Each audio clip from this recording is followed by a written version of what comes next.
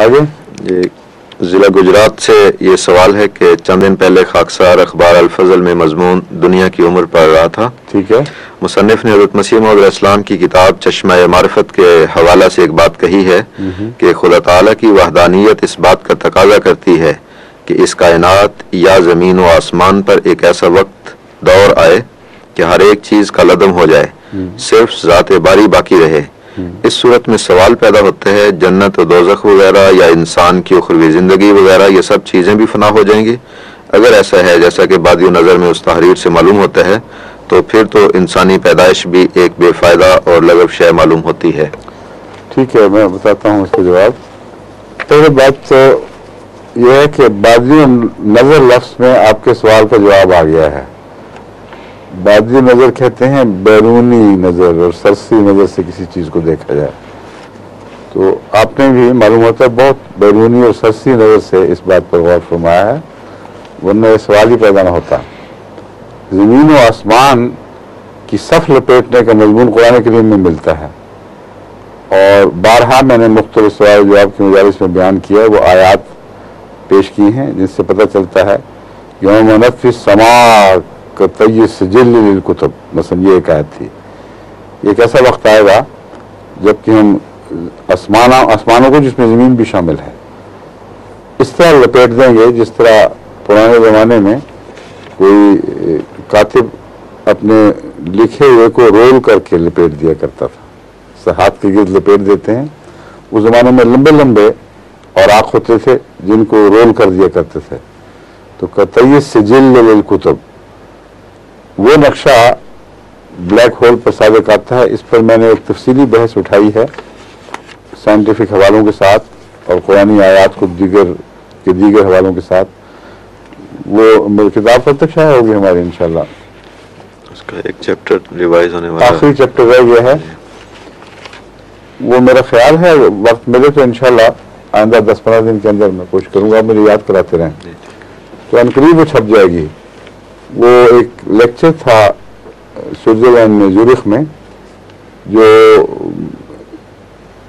4 عنوانات پر مشتمل تھا. انہوں نے مل کر ایک عنوان بنایا تھا, عقل, منطق اور یقینی علم اور وحی.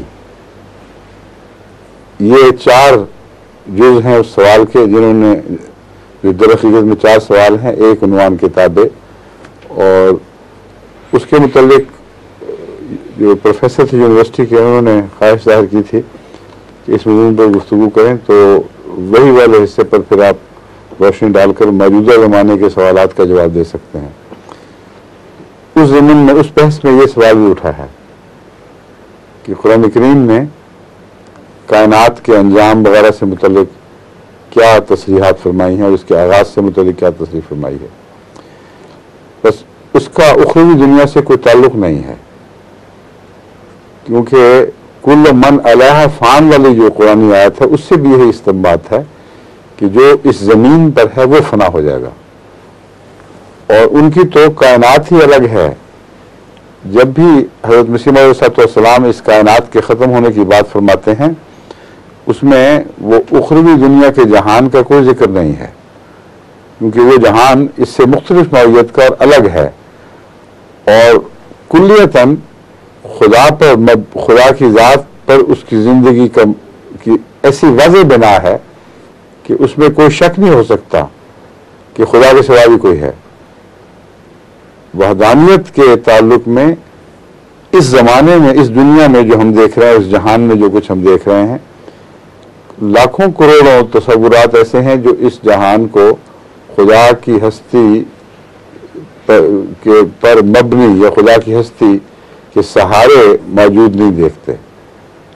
وہ سمجھتے ہیں کہ خدا ہے ہی نہیں, یہ کائنات سب کچھ اپنی ذات میں اپنے وجود میں خود قائم ہے. اس لحاظ سے توحید کے اس بات کا تقاضا ہے کہ سب کچھ مٹا دیا جائے کبھی, اور رہنے والوں کو بھی ایک زمانے میں علم ہو جائے کہ سب کچھ مٹ جائے گا, تاکہ ان کو اپنی ذاتی وجود پر جو اعتماد غلط فہمی سے پیدا ہو چکا ہے وہ مٹ جائے اور یقین ہو کہ ایک ہی خدا ہے جو رہے گا. جو اخروی دنیا ہے اس میں یہ سوال ہی نہیں پیدا ہوتا. اخروی دنیا ہو یا ملائک کی دنیا ہو، وہ روحانی دنیا نئی ڈائمنشنز کی دنیا ہے. اس کے صرف 4 جہات نہیں ہیں جو ہمارے علم میں ہیں، اس کی جہات بھی مختلف ہیں، اور ان میں چونکہ وحدانیت سے ٹکرانے یا تصادم کا کوئی سوال ہی پیدا نہیں ہوتا، اس لیے ان کو مٹائے بغیر خدا کی وحدانیت پوری شان سے اسی طرح جلوہ کر رہتی ہے. بس ان کے مٹنے یا ان کے کلعدم ہونے کا کوئی سوال نہیں ہے جو مسیح علیہ السلام اٹھا رہے ہیں. بڑی واضح تحریر ہے جو آپ نے پیش فرمائی ہے. دوسری بات یہ ہے کہ یہ کہنا، اگر فرض کریں کہ اس کائنات کی ایک عمر طبی ہو، اس میں وہ مٹ جائے، اور اس میں اس کائنات کے سے پیدا ہونے والے باقی اجسام بلکہ ارواح بھی مٹ جائیں، یعنی اجسام سے مراد اخروی دنیا میں جو جسم ان کو عطا ہوگا، اور ارواح جو اس جسم سے تعلق رکھتی ہیں وہ ساری بھی مٹ جائیں، تب بھی آپ کا یہ سوال درست نہیں ہے کہ اس سے کائنات باطل ثابت ہو جائے گی. ہر چیز ایک نتیجہ پیدا کر کے بالآخر ایک طبی منطقی انجام کو پہنچتی ہے، اور وہ اگر پہنچ جائے تو اس کو پھر باطل نہیں کہہ سکتے. ایک کرسی آپ بناتے ہیں، اس کی ایک چھوٹی عمر ہے. ایک کار بناتے ہیں، اس کی اس سے لمبی عمر ہے، یا بعض کرسی کی لمبی عمر ہو جاتی ہے. لیکن مقصد صرف اتنا ہے اس مثال سے یا ان مثالوں سے کہ کرسی جب اپنے مقصد کو پورا کر کے توڑ دی جاتی ہے، خود ٹوٹنے پھوٹنے لگتی ہے تو توڑ دی جاتی ہے. ایسی صورت میں کوئی یہ نہیں کہہ سکتا کہ تم نے باطل فعل کیا تھا، کیوں کرسی بنائی.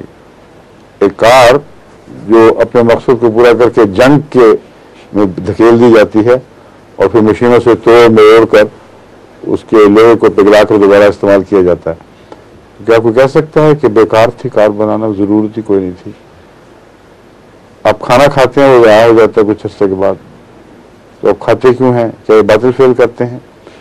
تو ہر چیز کا اپنا ایک مقصد ہے. جب وہ اس مقصد کو پہنچ جائے اور پھر مٹ بھی جائے تو اسے باطل نہیں کہا جاتا.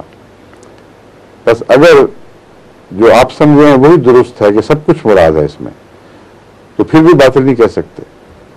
ایک عظیم طویل دور ہے جس میں اتنا لمبا زمانہ ہے کہ انسانی ذہن اس زمانے کا اپنی توفیق کے حساب سے صحیح تصور بھی نہیں کر سکتا، کیونکہ اس دنیا کے ذرات میں سے پروٹون کی زندگی سب سے لمبی ہے، اور پروٹونز کے اوپر جو تحقیقات ہو رہی ہے وہ 100⁻⁴ تک کا حساب جا چکا ہے، پہنچ چکا ہے. غالباً ہمارے پروفیسر عبدالسلام صاحب کا نظریہ 33 ہے یا 34 مجھے یاد نہیں، لیکن ان کا ایک حسابی نظریہ جو پروٹون کی عمر کے متعلق ہے، وہ اگر درست ثابت ہوا تو اللہ ان کو زندگی اور توفیق دے تو ہو سکتا ہے ان کو ایک اور نوبل پرائز اسی کا مل جائے.